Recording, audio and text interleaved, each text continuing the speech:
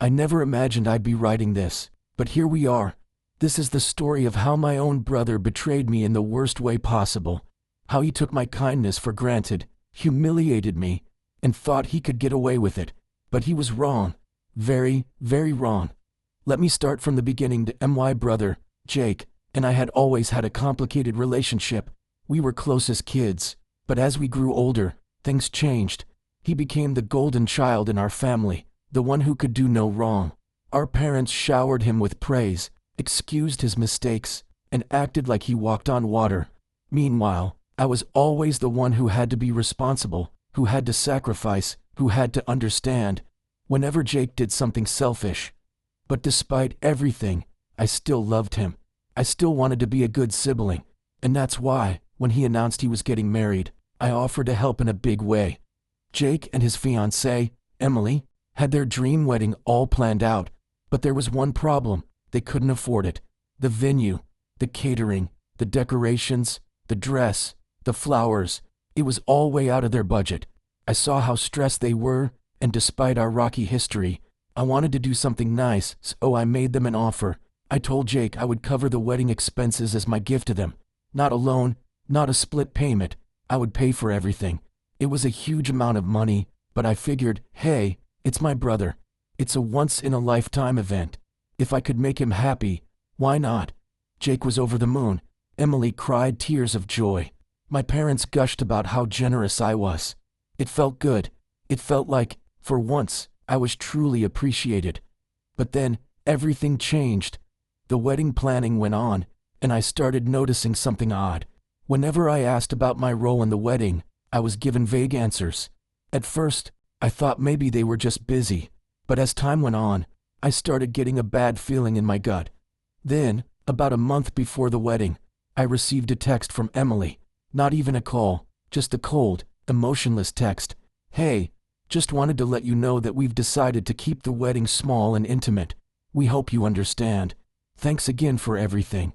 I read the message 3 times, thinking I must have misunderstood. I wasn't invited to a wedding I was paying for. I immediately called Jake. He didn't answer. So I texted him, asking what was going on. Hours passed before he finally responded. Look, we just don't think you fit the vibe of the wedding. It's nothing personal. Hope you're not mad. Not mad. I was fuming. My own brother had the audacity to take my money, plan his dream wedding, and then tell me I wasn't good enough to be there. I needed answers that I called our parents, expecting them to be outraged. But when my mom picked up, her response made my stomach drop. Oh, honey, just let it go. It's their special day. You don't want to make things awkward, do you? I couldn't believe it. They knew, and they didn't care. That's when I realized I was on my own. And that's when I decided, if they wanted a wedding without me, well, they weren't going to have a wedding at all. I sat there, staring at my phone, my mind racing.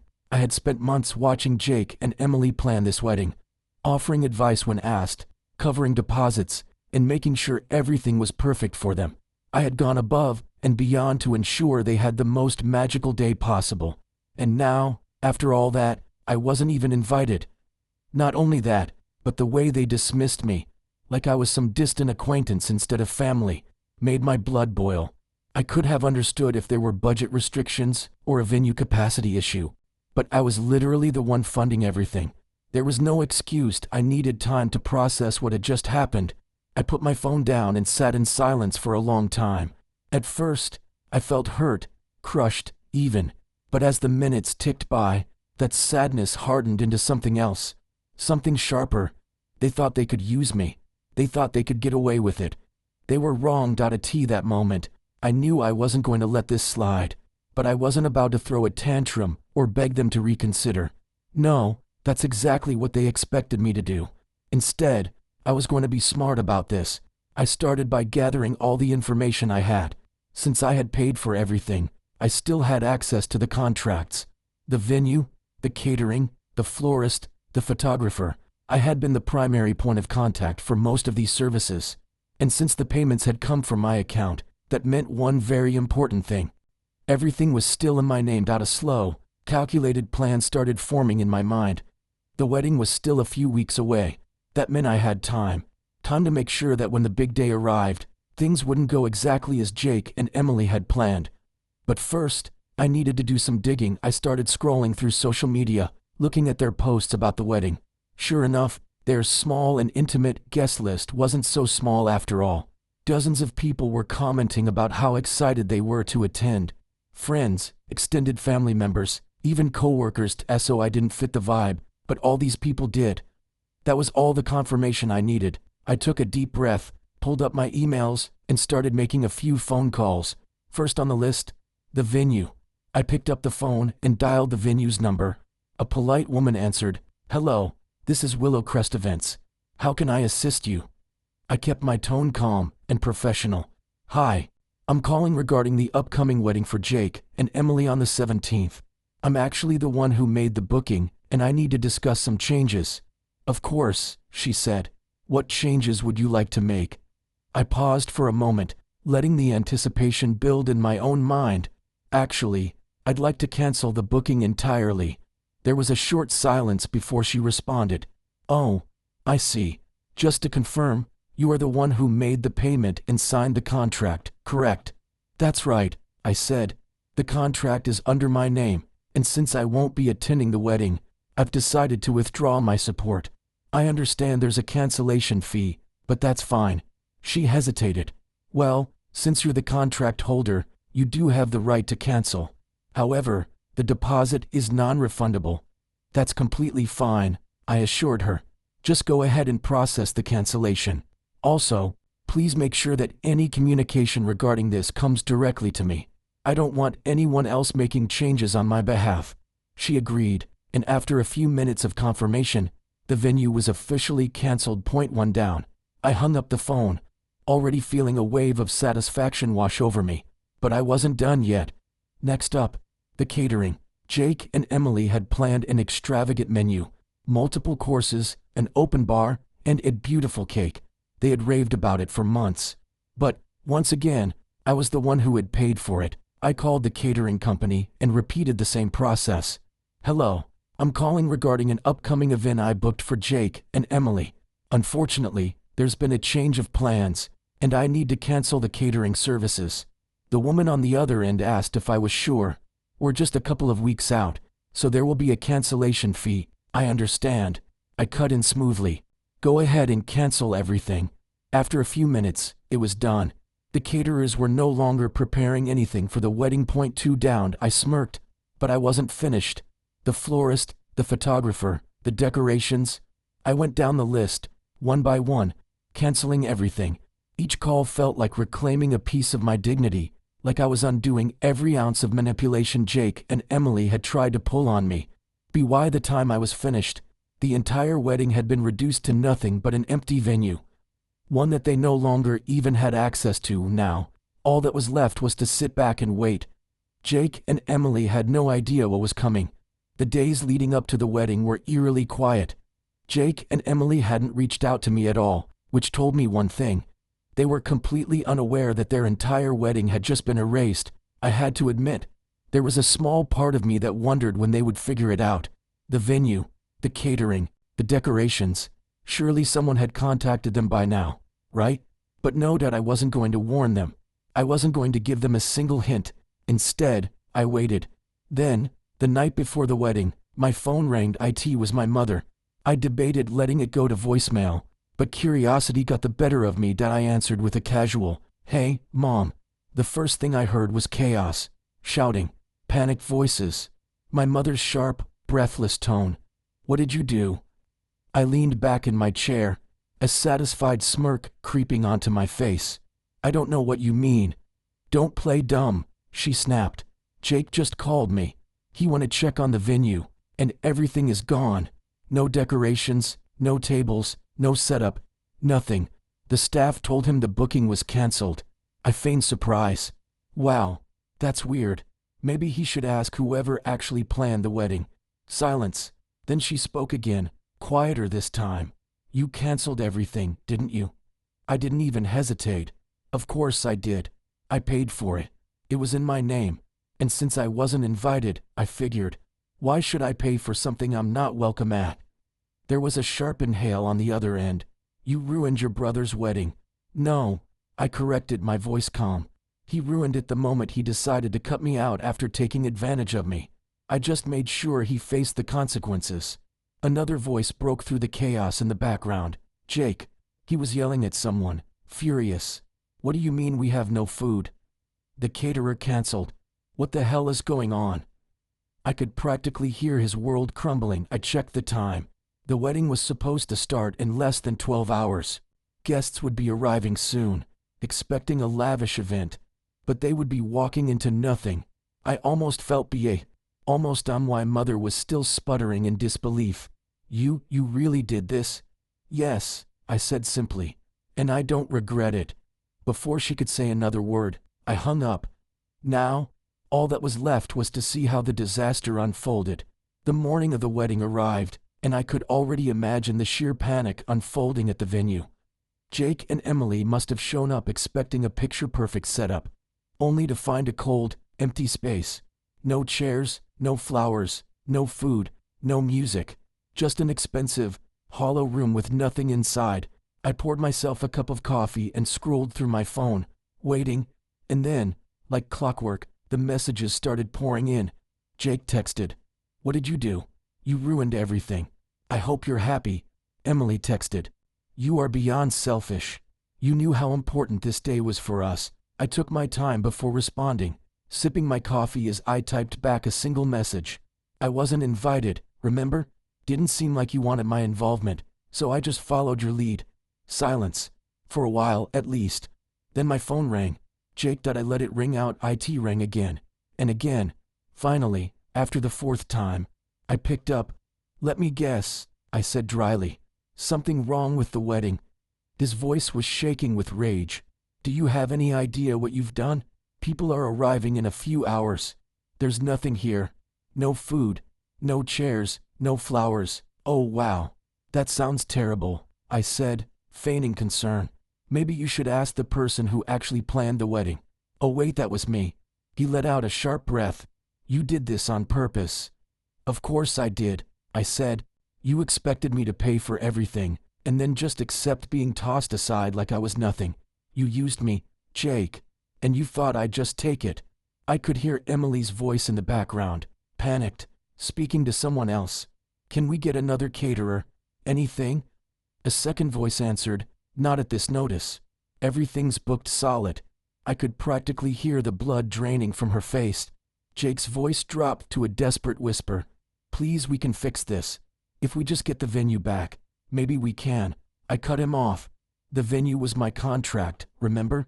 And they were fully booked for months. "So yeah, that's not happening." He let out a strained breath, and for the first time, there was something in his voice that hadn't been there before. Panicked, I let that silence linger, savoring the moment. Then, just as I was about to hang up, I gave him one final parting shot. "Next time, don't take advantage of people who actually care about you." And then, I hung up. But the story wasn't over yet, because what happened next was even better. I sat back, my fingers still lingering on the phone screen, a feeling of satisfaction spreading through me. For the first time in a long while, I felt like I had control of the situation. Jake and Emily's little world was about to collapse, and I was going to watch it all unfold from the sidelines, knowing I'd played my part. But the real chaos started to hit as the morning wore on. I started receiving messages from friends and family members who had been invited to the wedding. "Aunt Karen, 8:05 a.m. What the hell is going on? I just got to the venue, and it's like a ghost town." "Uncle Ray, 8:12 a.m. Hey, we got here early for the wedding. There's no one here. Did they cancel? What's going on?" The more I read, the more the gravity of the situation hit me. It wasn't just Jake and Emily who were affected. This was spiraling out of their control, and people were starting to talk that I had to admit. Part of me felt a little gleeful, but that feeling quickly shifted as I realized the scale of the disaster. All of their friends, their family, none of them had any idea that this was coming. I began to feel the slightest pang of guilt. These weren't just strangers.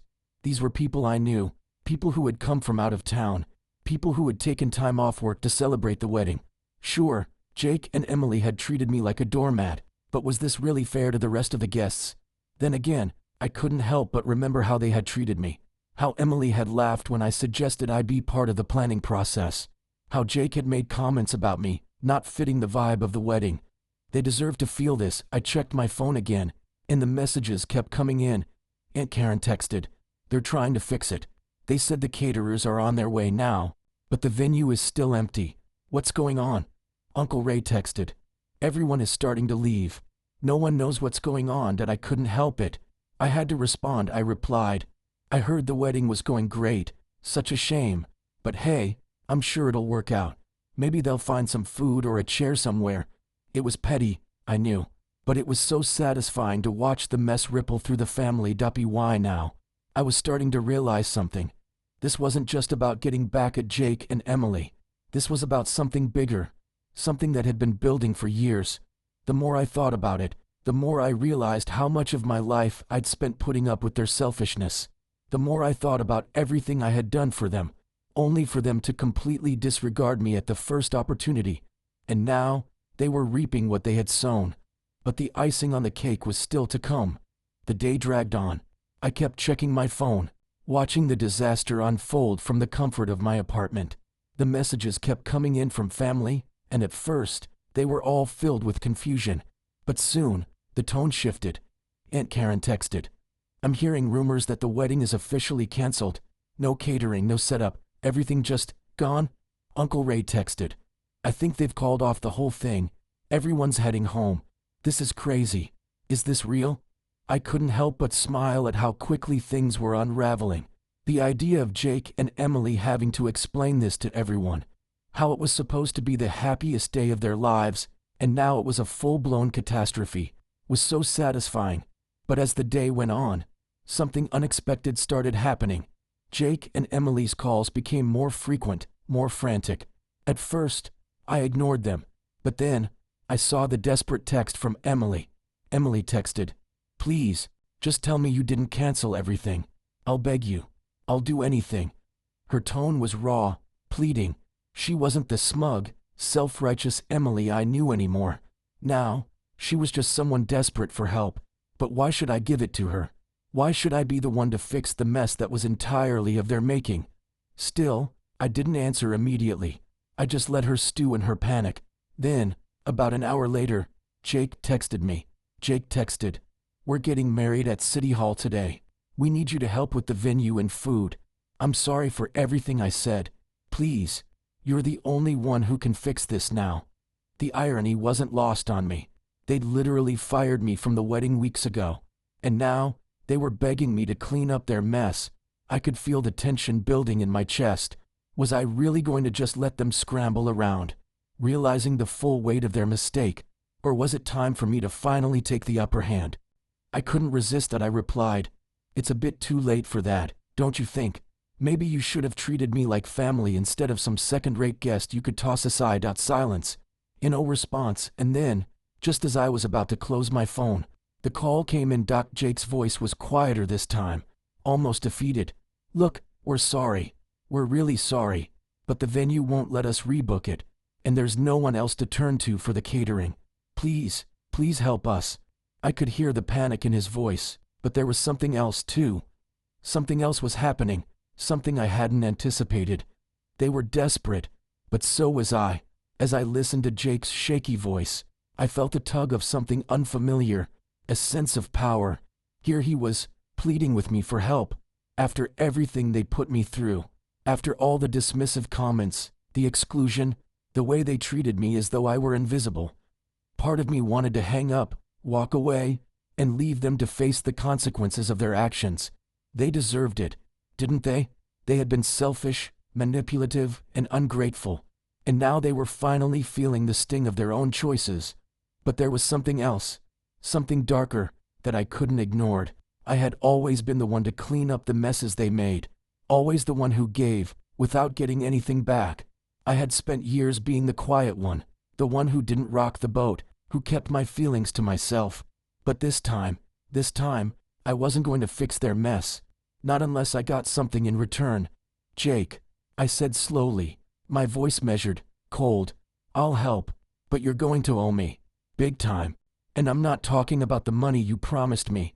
There was a long pause. What do you mean?" His voice was low, almost too afraid to ask. I said, letting the weight of my words settle. "You're going to have to make things right. No more treating me like a nobody. No more excluding me. No more pretending I'm not important to this family. You're going to owe me respect from now on. And you're going to make it clear to everyone that I'm not just the one you use when things go wrong." There was silence again.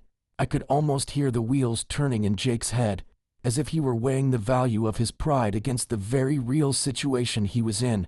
Finally, he spoke. I can do that. I'll tell everyone. Just please help us. We need you." That was all I needed. The satisfaction of knowing they were cornered, that they had no choice but to admit they needed me. "I'll get things together," I said, a sense of finality in my voice. "But remember this moment. You don't get to treat people like trash and expect them to always pick up the pieces." I hung up, feeling a rush of satisfaction. The venue was ready to be set up again, but now there were terms, and the real payoff was going to come when I got to see the look on their faces when they realized what had truly happened. But as I prepared to head over, one final message came through. Emily texted, "Please, we'll be forever grateful. Please make this right." I paused before responding, taking a moment to savor the power I now had over them. I replied, "You'll be grateful when I say you will be. See you at City Hall." With that, I left my apartment, ready to make my way to the wedding. The stage was set, and now it was time for the final act. But there was still one thing I hadn't expected: how this would all end. When I arrived at City Hall, the atmosphere was far from what you'd expect for a wedding. There was a sense of awkwardness hanging in the air, as if everyone knew something wasn't right but couldn't quite put their finger on it. The small crowd gathered in the lobby looked uncomfortable, standing in clusters, whispering among themselves. Jake and Emily were standing by the front desk, looking more like two people who had just been through a war than a couple about to get married. They saw me as soon as I entered, their faces lighting up in a mixture of relief and nervousness. "Thank you for coming," Emily said, her voice shaky. "We really appreciate it." She looked at me, almost pleading, like I was some sort of savior. Jake, ever the prideful one, didn't say much. He just nodded, his eyes avoiding mine, as if he couldn't quite bring himself to admit how badly they had messed up. I walked toward them slowly, taking in the tension that filled the room. There were no flowers, no grand decorations, just a sterile room with a few chairs and a judge standing at the front. It felt more like a courtroom than a wedding venue. I approached the small group of guests who had been invited. They all gave me tentative smiles, but no one was exactly thrilled to be there. Everyone had expected a wedding fit for a celebration, but instead, they were left in an uncomfortable limbo, unsure of what was going on or why everything had been canceled. As I took my seat, I couldn't help but feel a little glee in the pit of my stomach. This was it. Jake and Emily had built their whole day around their carefully crafted image of the perfect wedding, and now it was crumbling in front of them. The ceremony began. The judge went through the usual formalities, but no one was truly paying attention. Emily kept glancing at me, hoping for some sign that everything was going to turn out okay. Jake, on the other hand, seemed to be stewing in his own frustration, no doubt cursing the day he had ever pushed me away. But then, just as the vows were being exchanged, something unexpected happened. The door to the room opened, and a familiar face stepped in, the catering manager from the venue where the original wedding was supposed to take place. Everyone turned to look, and for a brief moment, there was complete silence. Jake's face drained of color. Emily's mouth went dry. "What are you doing here?" Jake asked, his voice cold. The catering manager walked to the front and handed Emily a large envelope. "I think you'll want to see this," he said, his tone flat. Emily tore open the envelope, her hands trembling. As she pulled out the contents, her face shifted from confusion to shock, and then to rage. It was a cancellation notice, a legal document from the venue, showing that their booking was, in fact, voided. The contract had been terminated due to unpaid fees, and a substantial fine had been added for the breach. The catering manager spoke up again. "You're lucky I came here to let you know. You should have paid attention to your obligations." It was at that moment, standing in front of a room full of people who had seen it all unravel, that Emily finally broke. I I thought we were going to get married today, she whispered, the realization sinking in. Jake's face turned crimson. He stepped toward the catering manager, his anger flaring. This is your fault. You were supposed to keep everything together. But the manager didn't flinch. You should have been more responsible. But hey, I guess that's what happens when you treat people like disposable. I watched the scene unfold, feeling every ounce of satisfaction creep in. Jake and Emily had been so sure of themselves, so sure that they could manipulate everything around them without consequence. And now, here they were, with the walls closing in, their perfect day crumbling to dust. But the most satisfying part, they had no one to blame but themselves. As the catering manager walked out, I caught Emily's eyes. There was a moment of quiet between us. She looked defeated, her smile gone, her confidence shattered. For a second, I almost felt sorry for her, but then I remembered everything that had led up to this moment, and oh, they didn't deserve my sympathy. They didn't deserve anything. The judge, sensing the tension, awkwardly cleared his throat and finished the ceremony as quickly as he could. No one clapped when they were declared married. In fact, the guests filed out as soon as the words were spoken, leaving Jake and Emily to face the consequences of their actions. I walked out of the room slowly, my heart pounding. The day had been a roller coaster of emotions, but in the end, I knew I had made the right choice. I had finally taken control of my own life and had made them pay for their disrespect. So I stepped outside. I couldn't help but smile to myself. It had been the perfect revenge. And as for Jake and Emily, they would never forget the lesson they learned that day.